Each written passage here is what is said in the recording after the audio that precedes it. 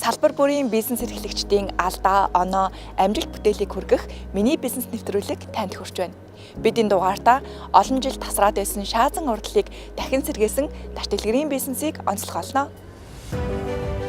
Миний бизнес нэвтрүүлгийн зочин Дарамсэдийн таш дэлгэр. Монгол шаазан өв компани үүсгэн байгуулагч таш дэлгэр нь 1986-аас 1995 хүртэл Монгол шаазан үйлдвэрийн зураг, чамин хийцийн тасагт зураач, зохион бүтээгчээр ажиллаж байсан. Түүний хувьд тэр үеэс зогсон байдалд орсон Монгол шаазан үйлдвэрлэлийг их орондоо дахин сэргээж 2019 оноос өөрийн шаазангийн үйлдвэрээ байгуулан ажиллаж байна. Ерөнхийдөө манайх бол 19 оноос хойш ихэлсэн. Гэхдээ яг одоо яг 100% одоо өстой гоё болчтой гэж хэлэхэд бол арай бас дотног байгаа. Энэ бол яалтахгүй. Яг л энэ зах зээл бас нэг хүмүүчний асуудал байна. Нэгд хоёрд бас хөрөнгө мөнгөний асуудал гацчихыг хэлэхгүй шүү дээ. Бас энэ чинь бас юм хийж байгаа юм чинь янз янзын бэрхшээл таарна шүү дээ. Шууд дардан замаар бүх юм болдог бол болж игэл 100% юм хийчих юм бодно шүү дээ. Тэгэхээр бас цаг хугацааны асуудал гарна энэ дэр бол. За бит хоёрын өмнө таны уралсан гайхалтай бүтээлүүд байж гэн. Тэгэхээр та хоёр нь шаазан урдал гэдэг зүйлдээ анх яаж холбогдсон юм бэ? Би 1986 онд сэргээс салгаж ирэл. Монгол шаазан компанид орж зураачаар орчихсон 86 онд. Сэргээс салгаж ирэнгүүтээ шууд зураачаар бол. Тэгээд тэрнээс хойш 15 6 жил шаазангийн үйлдвэрүүд социализм үед ажиллажээ. Би одоо өөрөө бас тэр тухайн үед социализм үед тэр үйлдвэрт олон жил ажилласан болохоор бас энэ ч одоо миний мэргэжил болсон. Тэгээ энэ мэргэжлээ бас ер нь Монголд очсон бас одоо нэг үйлдвэртээ очихсан шаазан хийчихсэн постол тээж явсараа л 2019 онд анх үйлдвэр байгуулчихсан. Тэгэхээр тэр таны өмнө ажиллаж байсан үйлдвэр чинь 1995 онд хаалгаа барьсан. Тийм, ерөнхийдөө 95 онд хаалгаа барьсан. Тэгэхээр өвч өвчлөлөөр хаалгыг ерөөсө бүх үйлдвэрүүд ерөөсө тэр бүгд хотлын үйлдвэр, шаазангийн үйлдвэр, савх маяг одоо тэр хувийг бүх үйлдвэрүүд өвч өвчлөлөөр бүгд хаалгаа барьсан шүү дээ. Тэрнтэй л юм шүү дээ. Тэгэхээр чи нийт 25 жил энэ шаазан үйлдвэрлэл гэдэг зүйл Монгол зогссон байсан. Зогсон. Ерөөсө үйлдвэрлэх. Монгол дээр шаазан гэдэг юм бол ерөөсө сургаггүй байсан.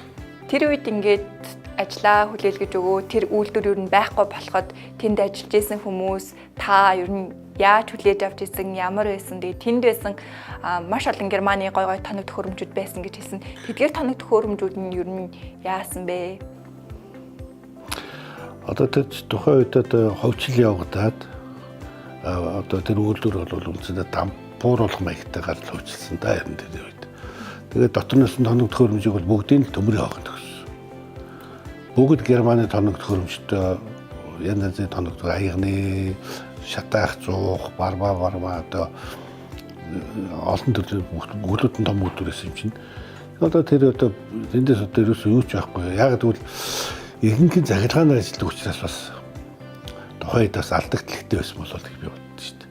Одоо тэр үйлдвэр нь юу болсон? Тэр үйлдвэр нь одоо байхгүй. Тэр үйлдвэрч одоо тэгээ сургууль мургуул болоод хөвчлөлт явсан усууд яг тэгэл өөрөөсөө тэр юу гал хийсэн баг л. Хийсэн л баг л та. Циркийн баруунтал байсан шүү дээ шаазангийн үйлдвэрчин дээр үед. Ажил хийхээ чинь бүх үйлдвэрүүд дампуурсан тухай үед тийм үйлдвэрт ажиллах тийм нөхцөл болцоо байхгүй болсон. Бүгд л одоо тэгэл ажилласаа халагдаад тэгэл гэртээ суугаал тэгэл 8-нд явах нь явал. Нэг хэсэг тийм байсан шүү дээ 90 онд.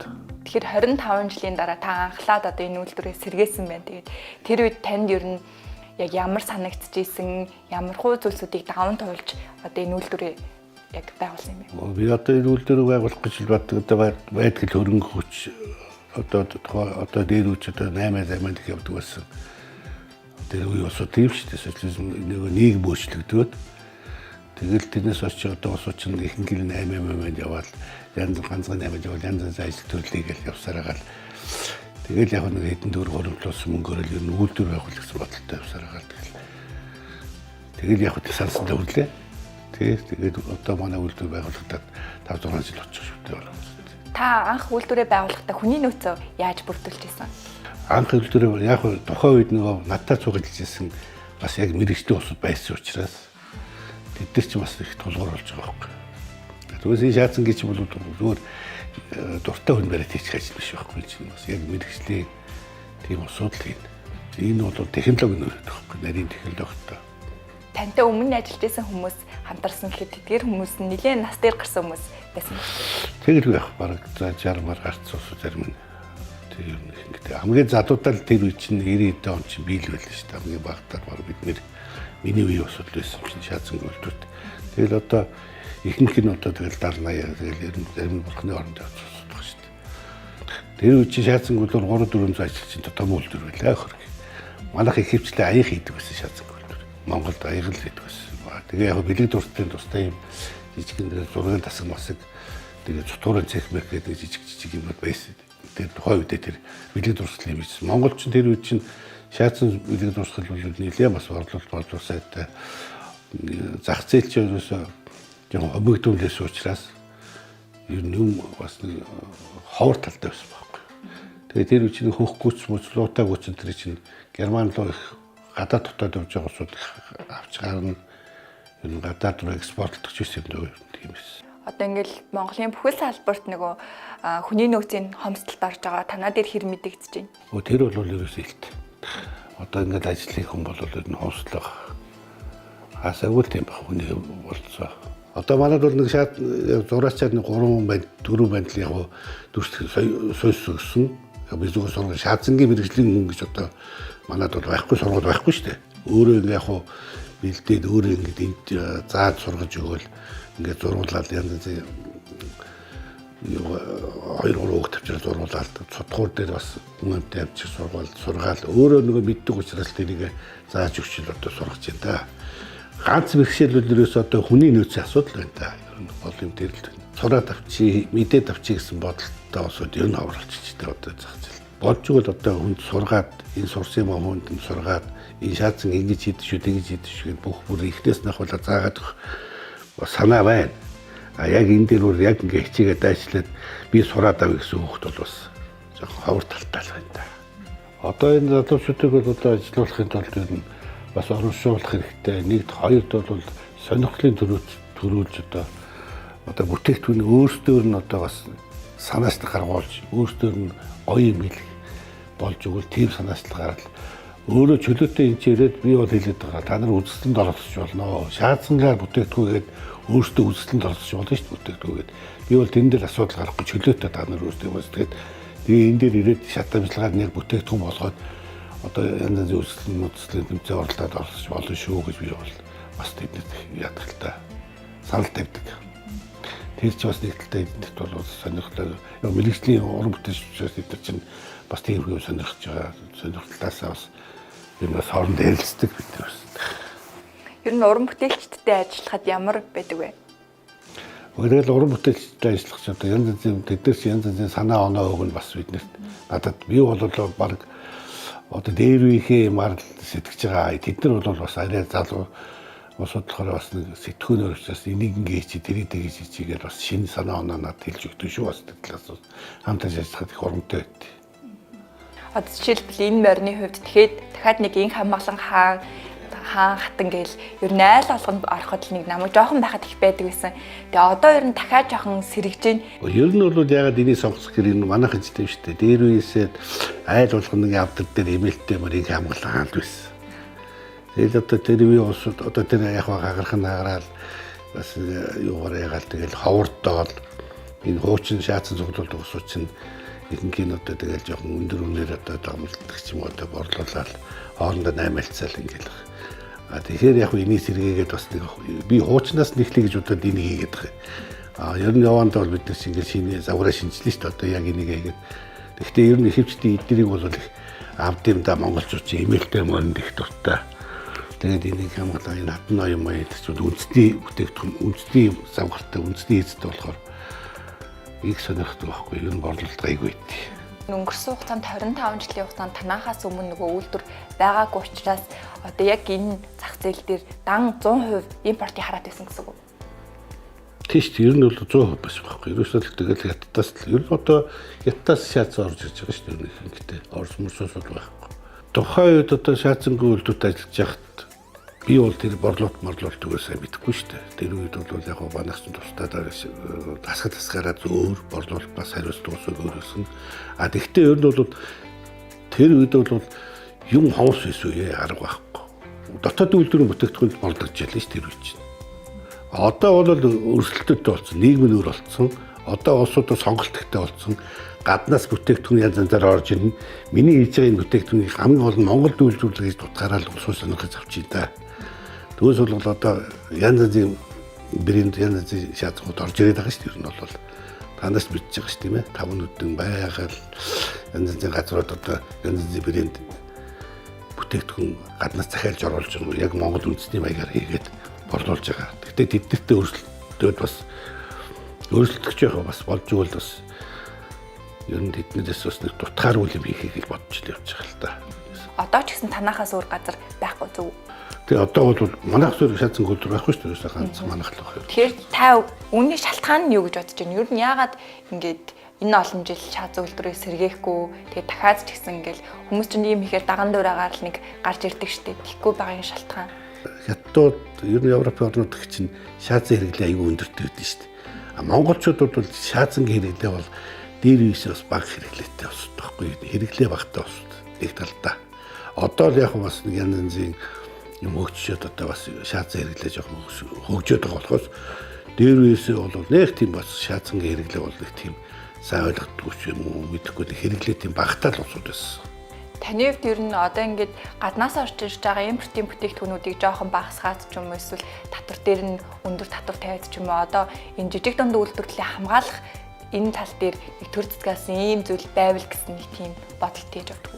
Би бол одоо ерөөсөө төр засгаас ер нь одоо ганц харж энэ татварын асуудал дээр л ерөөсөө бараг жижиг дунд үйлдвэрээр 100 цэглэх хэрэгтэй байхгүй. Нэг 5 ойрын нэг 5 жилдээ. Тэгжиж энэ үйлдвэр чинь хөгжиж штэ. Болцгол одоо энэ төсөө одоо энэ би хараад энэ яг фэйсбүүкээс одоо мэдээ сайн болцсон төсөө одоо энэ төсөө ингээд одоо бүрдүүлэх гээл одоо энэ татвар нэмээд идэх бас буруу байхгүй нэг талаа нийгэмч бас буруу юм л яваад байна. Болцгол энэ төсөө байга дээр уул уурхаа муурхаа тэр юмнасаа бүрдүүлээд энийг хөгжих гээд байгаа жижиг юмгээд одоо мен мэт улсуудын татварыг бүр 4-5 жил өнгөрөөд гэж юм бол хөл дээр усууд аюу амархан байна. Энэ улсуудыг цалинтай болгоно. Бид нар чинь жижиг дунд үйлдвэрийг хөгжүүлж ижил улсуудаа амжилт сайн ер нь үйлдвэрлэл явуулж ижил амжилтаа сайжрна шүү дээ. Импортын бараа хэрэглээд экспортлж чадахгүй тийм байгаад их юм бол тэгэл хараат болж байгаа байхгүй ерөөсөө. Тийм үстэй манайх чинь өөрсдөө юм яаж чадахгүй. Тэр үчи бид нар өөрсдөө 100%-аа хийдэг байсан шаазангаар. Одоо бол дандаа импортын бараанууд орж ирээд давмгаалаад экспорт чадахгүй гол асуудал дээр болж байгаа байхгүй юу. Ихэд манайх бол 19 оноос хойш бол ихэлсэн. Гэхдээ бүр яг одоо бүр 100% одоо өстой гоё болчтой гэж хэлээд бол арай бас дотн байгаа. Энэ бол яалтахгүй. Яг бол энэ зах зээл бас нэг хүмүүчний асуудал байна. Нэгд хоёрд бас хөрөнгө мөнгөний асуудал гацчихъя гэж хэлэхгүй шүү дээ. Бас энэ чинь бас юу хийж байгаа юм чинь янз янзын бэрхшээл гарна шүү дээ. Шууд дардан замаар бүх юм болдог бол болж игэл 100% юм хийчих юм бодсон шүү дээ. Тэгэхээр бас цаг хугацааны асуудал гарна энэ дэр бол.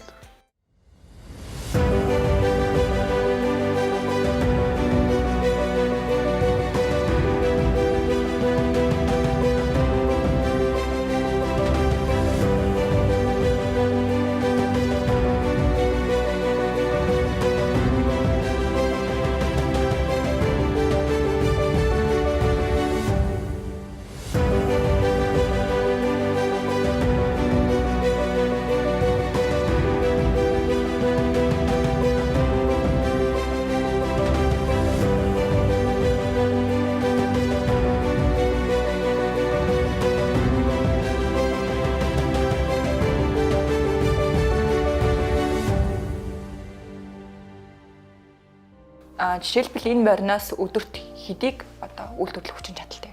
20 мөр 30 шиг л одоо үйлдвэрлэн. Гэтэ ихэвчлэн гар аргаар хийдэг болохоор бас их олноор үйлдвэрлэж байгаа. Яг л хурааж байгаа л тэгэл бөөндний шатаан тэгж хийдэг байхгүй. Таны хувьд өмнө одоо нөгөө Монгол шаазанд ажилладаг байхдаа зөвхөн одоо уртх ажиллаа хийгээл зураачаараа ингээл ажилладаг байсан бол одоо ингээд өөрийн гэсэн үйлдвэрээ байгуулж гин. За тэгээ бүтээгдэхүүнээ борлуулна, үйлдвэрийнхаа бүх ажилд одоо ингээл санаа тавина штэ тий. Тэгээд ийм бизнес эрхлэгч болсон хэр хэцүү вэ? Надад бол гол нь би чинь шаазангийн үйлдвэрлэхдээ зохион бүтгэж хийж ирсэн. Бас Чамин гэдэг тасагт би зохион бүтээгч бас сүүлийн хэдэн жил хийсэн. Ерөнхийдөө бол энэ технологи бол нарийн өөрөө мэддэг учраас энийг хийж байгаа байхгүй. Энэ чинь олон шат дамжлагтай. Одоо цутгаас эхлээл одоо шавар мавраа бэлтгэхээс ахвалаад тэгээд цутгуур мутгуур гээл одоо олон шат дамжлагтай тэгжиж энэ бүтээгдэхүүн болдог учраас энэ бүгдийг өөрөө мэддэг учраас энэ бол надад яг энэ шаацсан хувьд бол нэг тийм төвөгтэй асуудал байхгүй.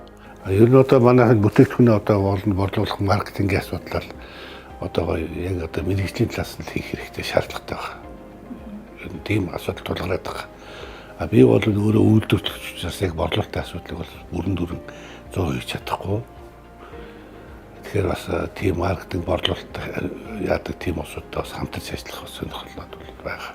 Хувцас байлаа гэхэд тэсгүүрийн дагав ингээл хэдэн зугаар компьютер хийдэг. Энд чинь бол ингээд хүн сонгохдоос хүнслэг нэг тийм амтай ээжиж хүмүүс сонгоно. Тэгэхээр одоо энэ шинэ одоо бүтээл дээрээч гэдэг юм уу?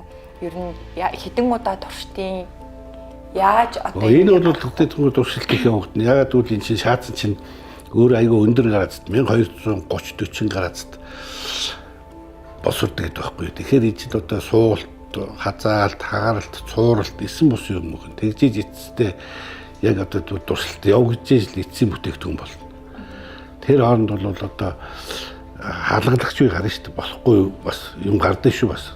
Тэг. Одоо ингээд эцсийн бүтээгдэхүүн болохгүй нэг завгар хийгээд нөгөөдгөө одоо шат амжилт дараалан явуулчаал эцсийн баринд дээр 100-аас гарч ирэхдээ хагартсан юм уу, цуурсан юм уу, суултгцсан гарч ирэх юм бол бас жоохон тиймэрхүү асуудал байлгүй байх гэдэг чинь.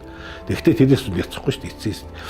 Яг одоо тэрийг янз янзаар оролцсоор бол эцсийн бүтээгдэхүүн болох бол боддог байхгүй юу. Тэгээ нэг үйлдвэрийн барихын нэг хэсэг тий. Энд одоо яг ямар үйл ажиллагаа явагдаж байна? Манай энэ одоо шаацсан бүтээгдэхүүн, эцсийн бүтээгдэхүүн шатаах зух. Шавраасаа эхлээд пааландаад бүтээгдэхүүнээ энд шатаахтаа 1230 градус шүү дээ. За ер нь нэг шаацсан бүтээгдэхүүн гарахын тулд түүн дээр хэдэн хүн ажиллаж байна? Ямар үйлдвэрийн шат дамжлага явагддаг юм бэ? Нэг бүтээгдэхүүн гэж одоо жишээлбэл материал бэлтгэхээс авална. Материалаа бэлтэн, дараа нь цутгуур асуудал гарна, дараа нь угаан, дараа нь пааландна, тэгээ шатаана, дараад нь гараад ирэхээр дээр нь зурна, буцаага шатаана, ингээл одоо шатамжлаг бол 5-6 шатамжлаг гарна. Ер нь олон улсад бүгд адилхан уу яг энэ дамжлага? Ер нь бол яг техниктэй адилхан. Бүх шаацсан гэдэг нь яг адилхан. Шаацсан ерөөс ихнээс яаж хийгдгүү яг тэр технологиор л хийгдэнэ. Тэгэхээр гараад ирсэн хойно нөгөө нэг зураг зураг ажиллаа. Гэхдээ манайх бол зураад байгаа ер нь наамал хийх асуудал бас дээр үед манайх чи наамал хийдэг байсан. Одоо тэр наамал хийх асуудлыг бас би хийн ер нь бол. Энэ өрөөнд одоо үйлдвэрийн ямар процесс нь явагддаг юм бэ? Энэ өрөөнд болохоор одоо манай их одоо яг их хэвний өрөө. Одоо үндсэндээ бол бүтээгдэхүүнээ одоо баримтын шавраас нь ахуулаад энэ шавраар хийгээд тэгээ энийгээ бол одоо энээс хийг авна. Гипсэн хийв гэж авт юм байна. Ер нь нууц технологи гэж байгаа юу? Хив авахд бол янз янзын арга байгаа. Бүр нэг нууцлаад одоо ингээ бүр яагаад юм бол байхгүй. Ер нь бол хив авахд бас нэг мэрэгжлийн талын хүн хэрэгтэй. Зүгээр одоо нэг баримтчин хүн хив авах өөр, шаацсан хив авах бол технологи өөр үү. Одоо жишээлбэл та хэд үйлдвэрийнхаа хүчин чадлаар бүрэн ажиллая гэх юм бол дотоодын зах зээлийг хэдэн үеиг хангах боломжтой вэ? Тэгээ гол манай нэрийн бүтээгдэхүүн бол бэлэг дурсгал байгаа л да. Энэ бол тэгтээ зэн одоо бэлэг дурсгалыг бол янз янзын материалаар хийдэг учраас яг одоо бид тэр хэдэн үед өгч чадахгүй. Яг зөвхөн шаацсан биш шүү дээ. Бэлэг дурсгал үл олон төрлийн материалаар хийж байгаа учраас манайх бол яг зүгээр яг ингээд хүчин чадлаар ажиллах юм бол нэг за нэг 100 байлаа гэж бодоход яг бэлэг дурсгал байлаа гэж бодно 5-6 ч юм уу тийм хавцаал бид нэр бүтээгдэхүүн нийлүүлэх хахлаж бодож байна. Өөр монголчууд, туваачууд, овсруу тэр усуд бол бас сонирхдаг шүү дээ. Шаацсан морозоор энэ манай үндэсний юмнуудыг нөгөө тэд нар бас их хвчлэн бас сонирхоод авахтаа нэг бөөнд нь авдаг. Тэдийг авъя, 50-60 осыг авъя, 100 осыг авъя гэдэг юм уу. Тэгж бас цагаалгаар авдгийг гадных нь бас хуучин энэ өөр монголчууд бол их сонирхдаг. Манай ээж аавын авдад дээр байсан мессенжер дээр үед бас тэр утгаараа тэгээд манайх уламжилт болохоор сонирхдаг л байна. Ер нь дэлхийгээр тархан суугаа монголчууд ер нь их сонирхох боломжтой юм. Цаашлаад экспортод ер нь гарах боломж байгаа юу? Ер нь бол тийш дээ. Чанартай бүр өшөө чанарын сайжруулаад загвар магварын асуудлыг гоё болгочих юм бол экспортлох боломж 100% байлгүй яг үү чи дээр үед манайх чи шаазан гол төрөхтэй экспортлдог лөөсөө бас гадагшаа өгдөлөөсөн. Одоо жоохон түлхцэл хэрэгтэй л байгаа юм л та хүн тэр бүр шинээр юм болгох бол бас нөөтийн дотор бас хавлаад тэгэл явж байгаа шүү дээ. Тэгээд өөргөө компани гэж байхгүй шүү дээ. Бүгд нөөтөд өртөө татвар дээр өртөө л явж байгаа юм шүү дээ. Тэр мэдэг нэг жоон зэгсэлмээр байгаа юм да манай Монголд. Та өмнө хэлжсэн Монгол шаазангийн дийлэнх бүтээгдэхүүнүүд ер нь бэлэг дурсгалын юм чиглэлтэй байдаг гэж. Ер нь ирээдүйд та нийтийн хэрэглээний аяг шаазанч гэдэг юм уу те? Тийм зүйлсүүдийг үйлдвэрлэх бодол байгаа юу? Баялгаа. Одоо жишээлбэл яг хэрэглээний гэж одоо манайх бол ихэвчлэн дээр аяга ихэвчлэн голж илж ирсэн учраас яг Монгол брэнд гэсэн тийм одоо яг Монголд үйлдвэрлэсэн тийм аяг их сонирхол байгаа. Бас одоо айргийн хул тэгээд одоо янз бүрийн гүс тиймэрхүү бүтээгдэхүүн бодлол байгаа. Ер нь үйлдвэрлэнэ. Ер нь гадаадын үйлдвэрүүдийн бичлэгүүдийг үзээд хахад ингээд гаргаж ирэхээр шууд ингээд хевлээд идэм билээ. Тэгэхээр танах бол ингээд 100% гар аргаар зурж байгаа. Тэгэхээр илүү үнцэнтэй, илүү нэг тийм handmade. Тий, гол нь тэр байхгүй юу. Ер нь ихэнх нь бол ерөөсөө шууд хевлсэн юм наагаал тэгэл сталтай гэдэг. Манайх бол яг 100% гараараа зурж байгаа болохоор яг одоо чигээр орж байгаа байхгүй. Ер нь шаазан баримлын гол одоо орц найрлага түүхийд нь юу байдیں۔ Хаанаас орж ирж байна? Хятадаас бас түүхийд авч байна. Монголдоо ч гэсэн бас нэг юм яаж байгаа. Тэгээд ер нь манай бас одоо тэнд Монгол төр шавар төр тэнд оволцсон байна. Монголоос чинь Хятадаас ч саунд ер нь аль талаас л. Таны өмнө ажиллаж исэн нөгөө социализмын үед байсан Монгол шаазангийн үйлдвэр танаа үйлдвэр хоёрын хоорондох ялгаа юу вэ? Тэр үед ер нь ямар хүчин чадлаар яаж ажилладаг вэ? Одоо ер нь яаж ажиллаж байна? Тэр үед чинь бол аргагүй тэр чинь улсын үйлдвэрээс нэгд тэгээд тоног төхөөрөмж нь Германы тоног ер нь 100% Германы тоног төхөөрөмжтэй үйлдвэрсэн шаазангийн үйлдвэр. Тэгээд 3-4 ажилчинтай тэгээд бүр мэрэгчлэнтэй Герман тийм байсан. Тэгээд дамжлагын системээр явдаг байсан.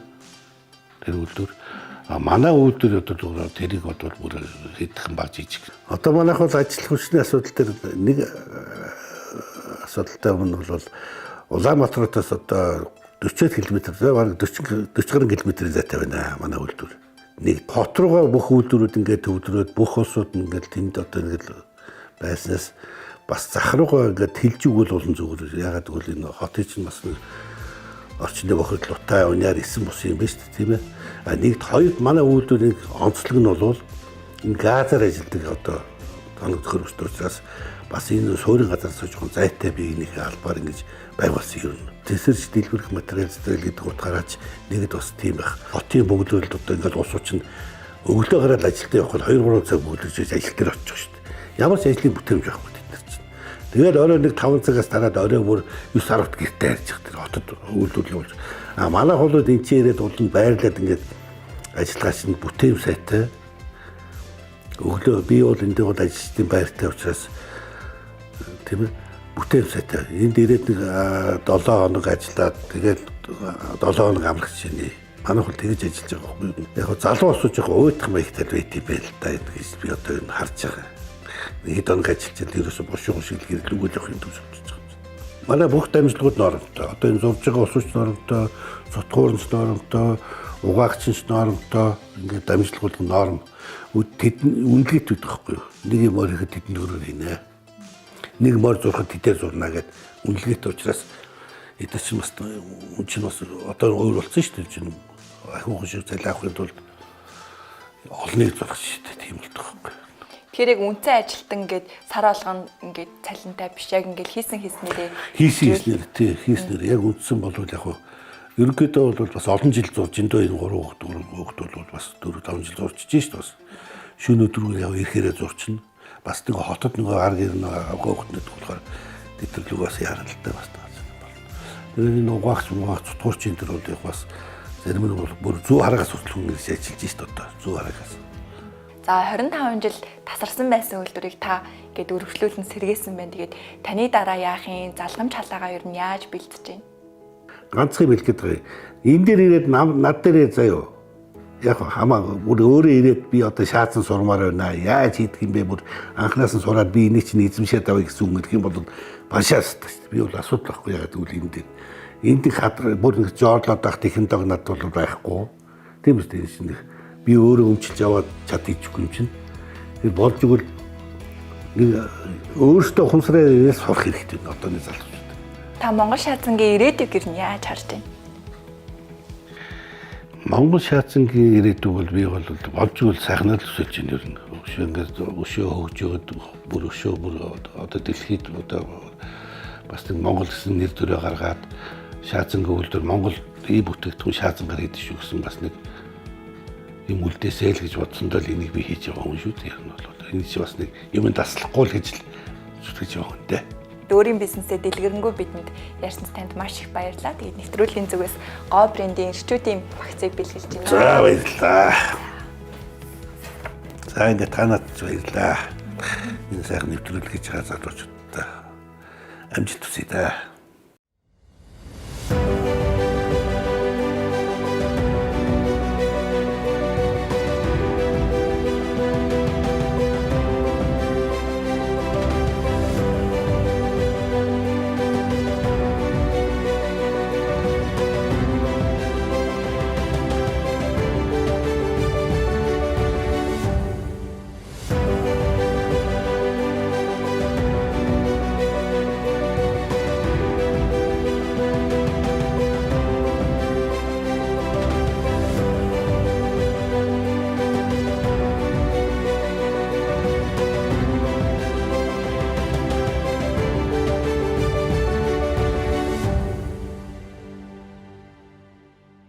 Миний бизнес нэвтрүүлэг танд хүрлээ. Дараагийн дугаартаа бид 1990 оноос хойш тасралтгүй цэвэр модон үйлдвэрлэл эрхэлж буй Жинбатын бизнесийг онцлогоолно.